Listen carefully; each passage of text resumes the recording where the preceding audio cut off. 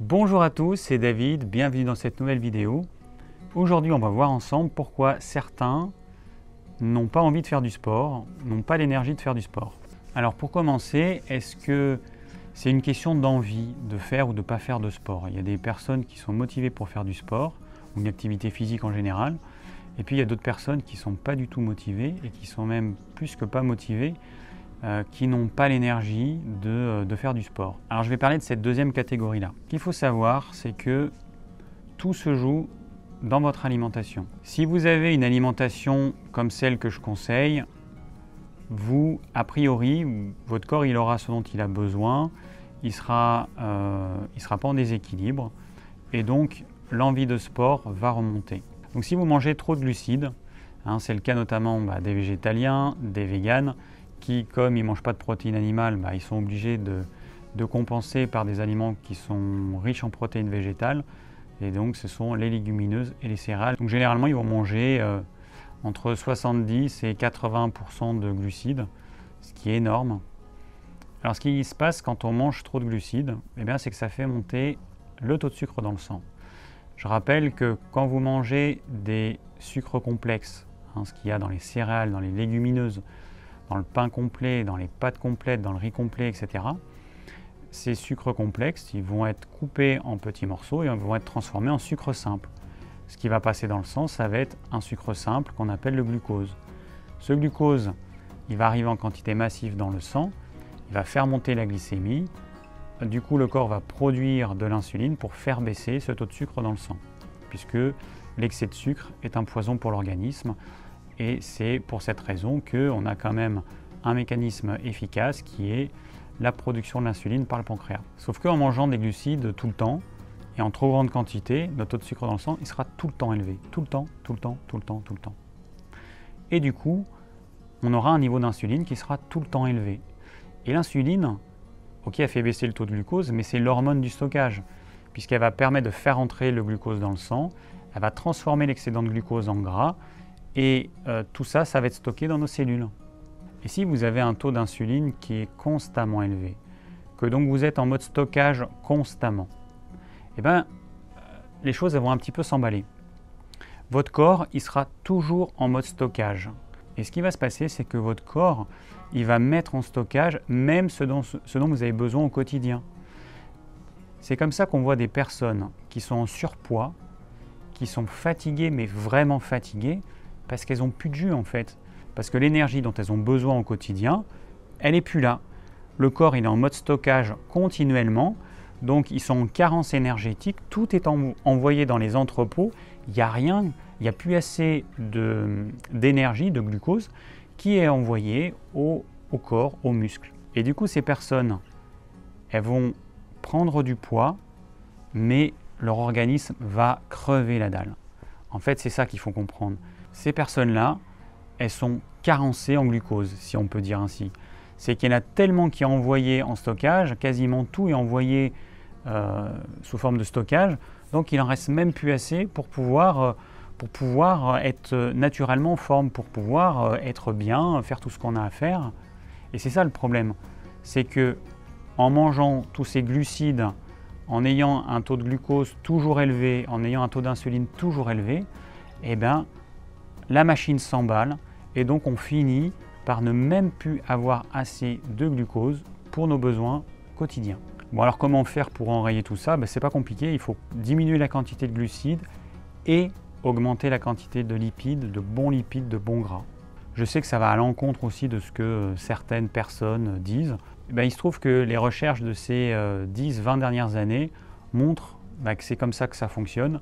Et que le modèle qui consistait à dire aux gens de manger beaucoup de glucides et peu de gras, c'est le modèle qu'on voit depuis 50-60 ans. Regardez autour de vous, voyez les gens comment ils sont comment? Ils sont comme ça ou ils sont comme ça? Le problème, c'est que ce modèle, il ne tient pas la route. C'est une jolie théorie, mais l'expérience montre que c'est une théorie qu'on devrait mettre à la poubelle.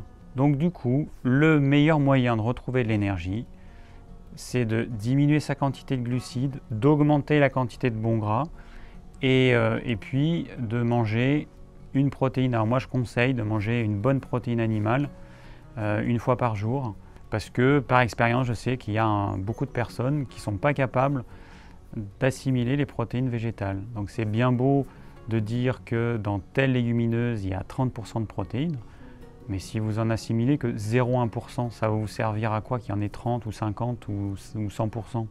Ça va vous servir à rien.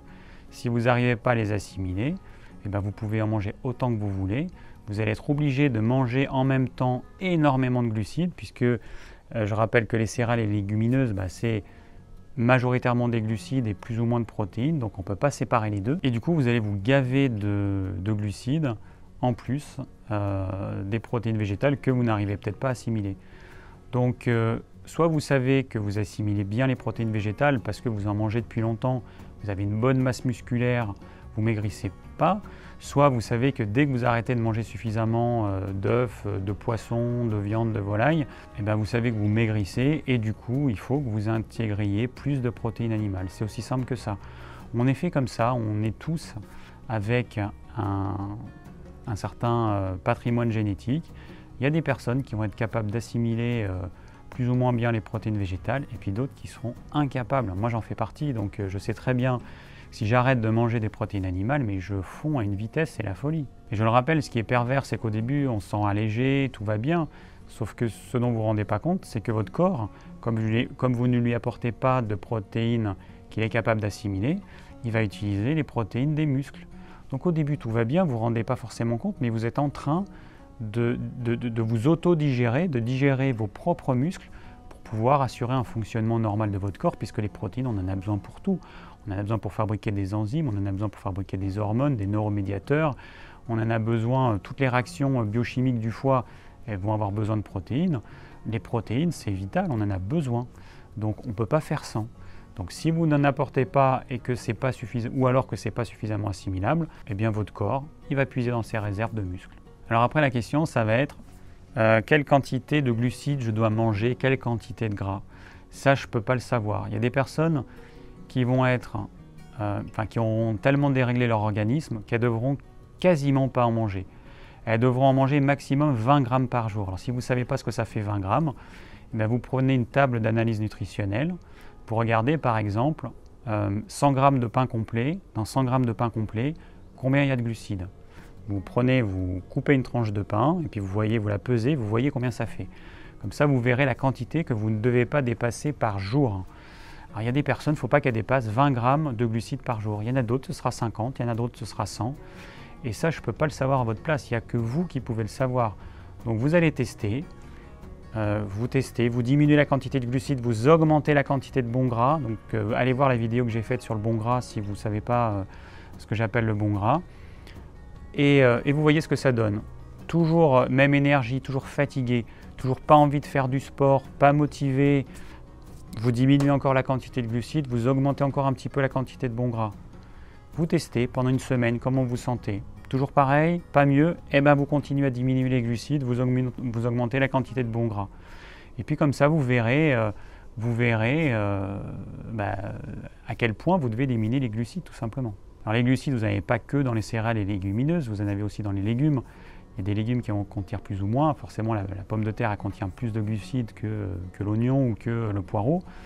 Après, vous pourrez regarder une table d'analyse nutritionnelle pour vous donner un ordre de grandeur. Mais en gros, tout ce qui a un côté un peu farineux, comme la pomme de terre, la patate douce, le potimarron, tout ça, ça va contenir plus de glucides que du brocoli ou du chou-fleur, par exemple, ou des haricots verts, c'est évident.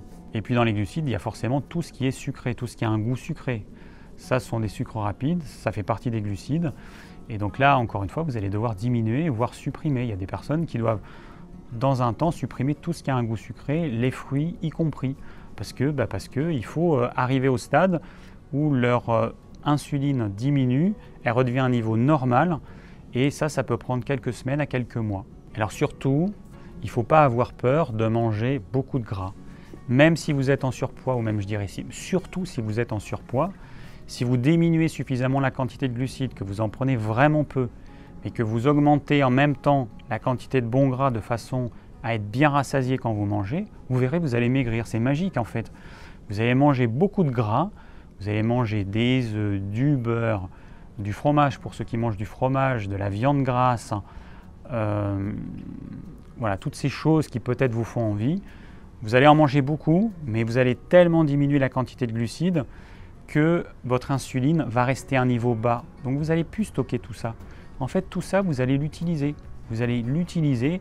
Et puis le pire, c'est que comme votre insuline sera basse, eh ben, vous allez être en mode déstockage. On parle de déstockage, mais le déstockage, il n'arrive pas comme ça par magie parce que vous prenez une gélule déstockage. Ça, c'est du pipeau. Hein. C'est juste une question de niveau d'insuline. Si vous arrêtez de manger des glucides, que votre taux d'insuline du coup devient bas, votre corps il va être obligé d'utiliser ses réserves. C'est aussi simple que ça.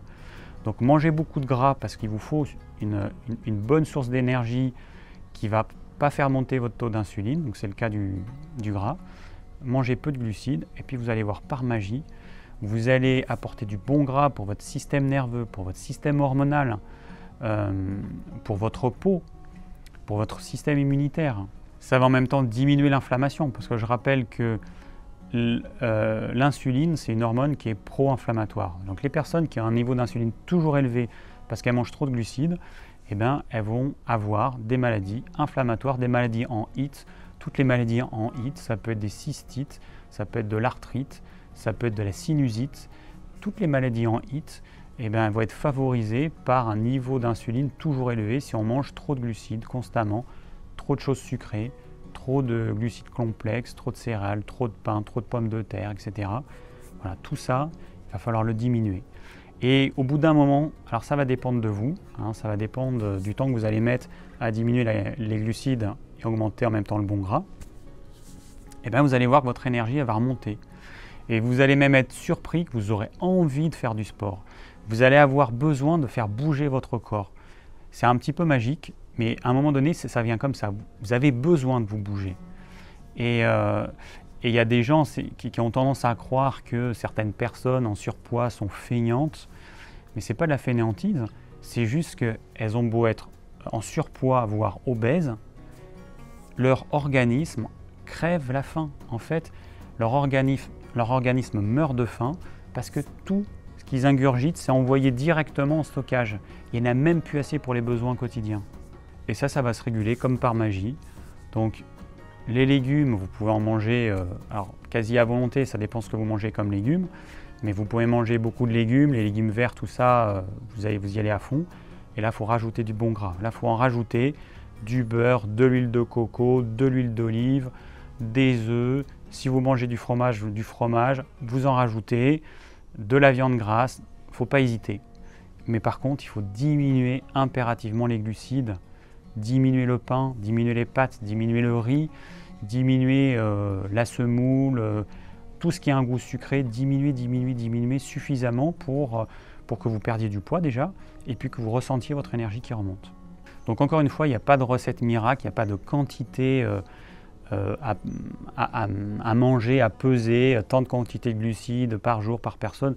Ça, c'est du pipeau, ça n'existe pas, puisqu'en fait, on est tous différents, on n'a pas tous le même âge. Les hommes et les femmes, déjà, ils ne sont pas identiques en termes de nutrition, ils ne doivent pas manger exactement la même chose. Ils n'ont pas le même métabolisme, donc il y a l'âge, puis après il y a l'activité physique, est-ce que vous êtes plutôt un tempérament un peu lymphatique ou plutôt sanguin, nerveux? C'est sûr que les tempéraments sanguins, ils sont toujours à 200%, donc eux, il leur faut beaucoup plus d'énergie, donc eux, peut-être qu'ils pourront manger peut-être un petit peu plus de glucides que des tempéraments qui sont lymphatiques, où ils devront peut-être diminuer plus les glucides. Et ça, vous le verrez en le testant en fait. Moi, je ne peux pas le savoir à votre place.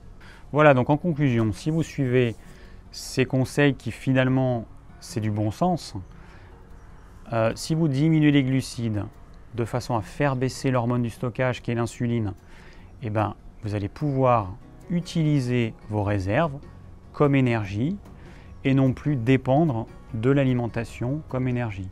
Et en plus, vous allez arrêter d'affamer votre organisme tout simplement parce que vous étiez en mode stockage avec ce niveau d'insuline toujours trop élevé. Merci d'avoir suivi cette vidéo, j'espère qu'elle vous aura plu et surtout qu'elle va vous permettre de retrouver toute votre énergie pour être en pleine forme. Et si vous avez des questions comme d'habitude, n'hésitez pas à les laisser en commentaire. Si vous désirez recevoir gratuitement mes conseils pour une alimentation saine, cliquez sur le lien ci-dessous. et je vous dis à très bientôt pour de nouvelles vidéos.